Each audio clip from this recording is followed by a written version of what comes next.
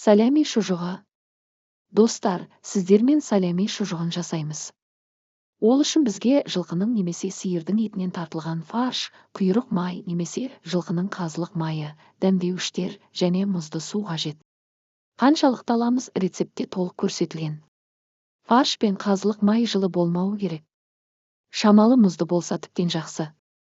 Біздің фаршымыз жылқының етінен. Қазылық майды қатырып турап соңынан қосамыз.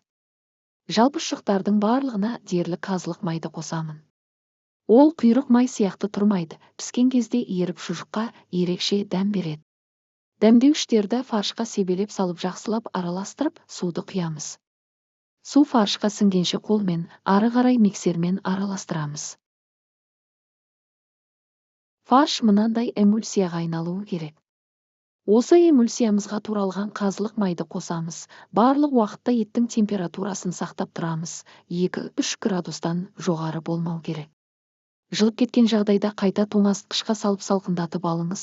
Салями шұжығына мынандай коллаген шекті қолданамыз, яғни искусственная коллагеновая оболочка.